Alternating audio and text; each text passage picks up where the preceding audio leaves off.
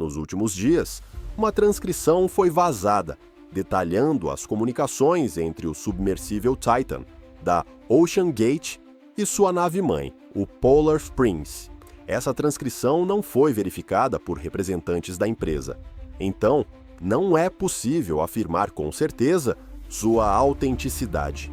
Um debate surgiu para determinar se, de fato, essa é a transcrição real das comunicações por mensagem de texto entre os dois. O ex-executivo da OceanGate, Rob McCallum, e o cineasta James Cameron fizeram declarações que parecem refletir conhecimento das ações da tripulação momentos antes do evento catastrófico. Vamos examinar a linha do tempo de acordo com a transcrição e compará-la com informações já conhecidas e confirmadas por fontes da empresa. Stockton Rush estava no comando do submersível, então as comunicações marcadas como sub são suas respostas à nave-mãe, referida como top, na sequência de mensagens.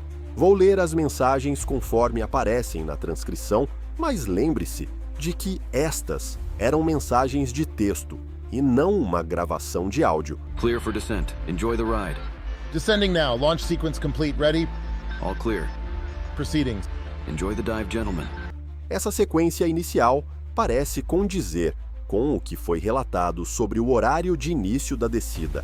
A OceanGate e seu CEO, Stockton Rush, afirmaram várias vezes que levaria cerca de 2 horas e meia para alcançar os destroços do Titanic.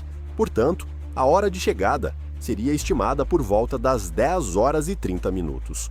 A profundidade planejada seria de 3.800 metros abaixo da superfície, o que significa que eles estariam descendo a uma velocidade de cerca de 25 metros por minuto. You're 15 minutes into the dive, current depth. Systems check, please. Systems check complete, all in order. All lights are green. We are 756. Proceeding. Thank you. Proceed. Na primeira atualização, a profundidade foi relatada como 756 metros em 20 minutos.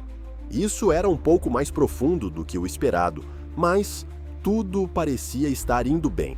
Stockton Rush e Paul-Henri Nardiollet eram veteranos em submersíveis. Stockton, como designer do Titan, já havia feito muitas dezenas de mergulhos, e Paul-Henri tinha visitado o Titanic 37 vezes em um submersível de um instituto de pesquisa francês e era um especialista na história do Titanic.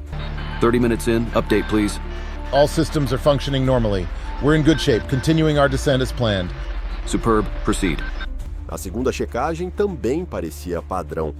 Nesse ponto, todos deviam ter se acomodado em as suas posições e se ajustado ao desconforto inicial de um espaço tão apertado. Havia 5 pessoas sentadas em uma área não maior que o tamanho de um colchão queen size. Eles tinham que ficar sentados com um teto de pouco mais de 1 metro e paredes curvas para se apoiar. Over 45-minute mark. Current depth, confirm status. Depth at 1934, all systems stable and descent continuing as planned. Happy crew? Excellent. Na próxima atualização, eles estavam a 1.934 metros após 50 minutos. Isso era mais profundo do que o projetado no plano original. Provavelmente, os passageiros estavam encantados com as vistas e as discussões sobre o Titanic, a vida marinha e o que ainda estava por vir. You're at the hour mark. All is smooth sailing here. Essa atualização também parecia padrão. A primeira hora de mergulho parecia seguir o mesmo padrão de cada mergulho anterior. Certamente, uma sensação de confiança teria prevalecido entre a equipe. You're at 75 minutes depth status. Do you need to adjust velocity? They're all under control. At 2960, no adjustments needed. We're enjoying the ride. Understood. No entanto, a alegria logo seria interrompida com o som de um alarme. We're noting an alarm from the RTM. Reducing velocity descent depth 3433. A emocionante descida ao fundo do mar foi interrompida por um único alarme. Para Stockton Rush, não era a primeira vez que ele ouvia o alarme do sistema RTM, projetado para monitorar a integridade do casco. Esse sistema foi desenvolvido para dar um aviso antecipado de possíveis falhas futuras. Understood. Do you need to ascend? No change with thrust, the rate of descent is increasing. At 35, going to release the ballast now, stand by. Rush tentou reduzir a velocidade de descida, mas a taxa continuava aumentando. Ele liberou o lastro, o que deveria ajudar o submersível a flutuar mais e combater a descida. Yes, agree. Release the ballast. No improvement. Preparing to jettison the frame. Affirmative. Update when able. RTM indicator status? Frame jettison, multiple attempts needed, but starting the ascent now. O alarme RTM, indicando uma falha iminente no casco, estava ativo.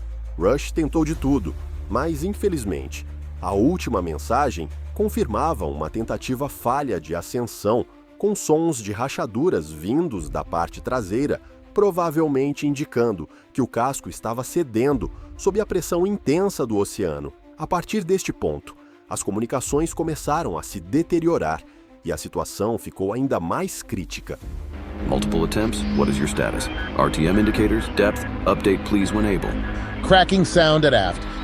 Can you identify source? RTM indicator status? Negative. Nesse momento, o medo e a tensão dentro do submersível deviam ser palpáveis. Sons de rachaduras, especialmente em uma profundidade tão extrema, são um presságio terrível, com uma pressão de cerca de 6.000 psi, libras por polegada quadrada, atuando sobre o casco. Qualquer falha poderia resultar em um desastre imediato. Stockton Rush, sendo um veterano em descidas profundas, sabia muito bem o que isso significava. Ele tentou manter a calma e utilizar sua vasta experiência para tentar diagnosticar o problema antes que se tornasse irreversível. RTM status? Trying to run diagnostics, ascending now, but very slow. Sounds have subsided.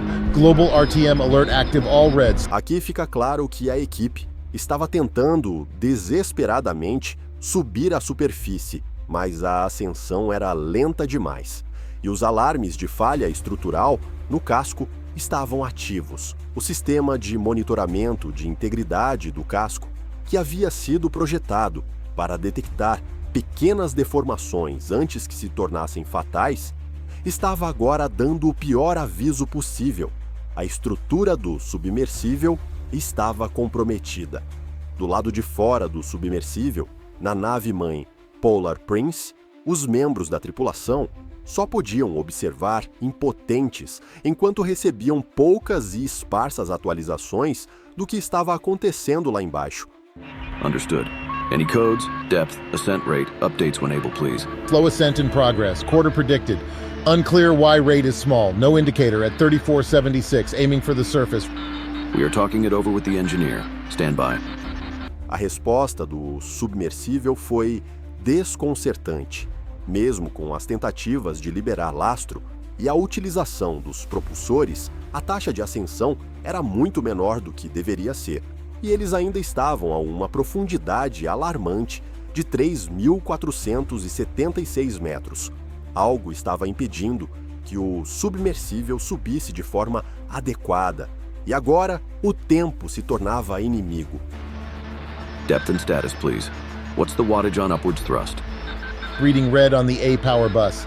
I switched to B at 3457. More sounds aft. Esse foi o último relatório enviado pelo submersível.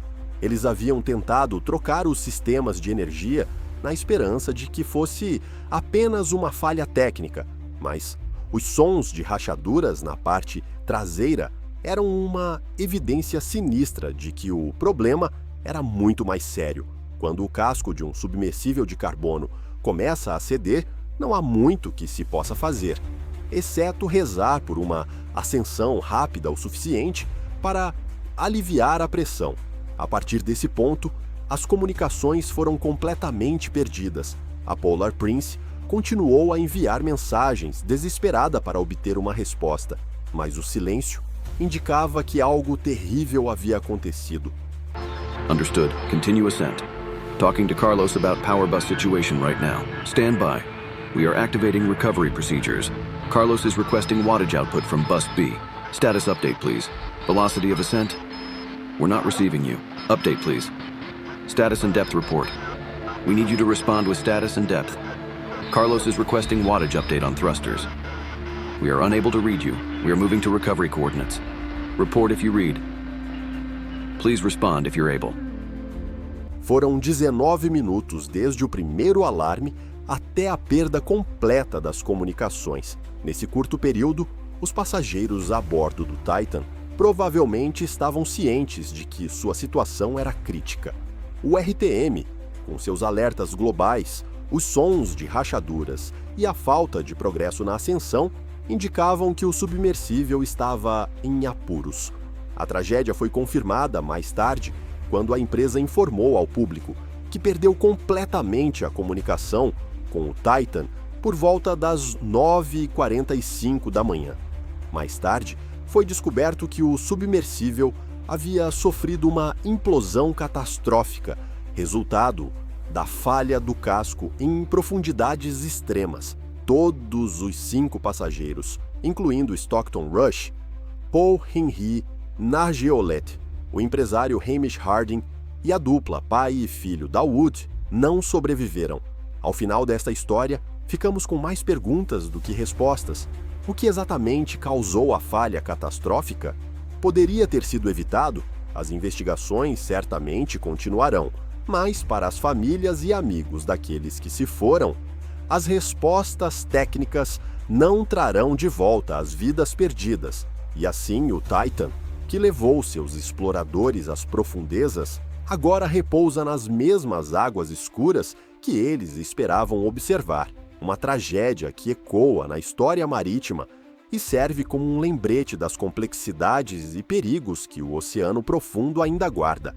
Agora, comenta aí, você teria coragem de fazer uma expedição dessas? Se este vídeo te fez refletir, não se esqueça de curtir e se inscrever no canal para não perder mais histórias como essa. E se você quiser continuar a exploração, tem um vídeo aparecendo na tela agora que você vai adorar. Até a próxima e obrigado por assistir até o final.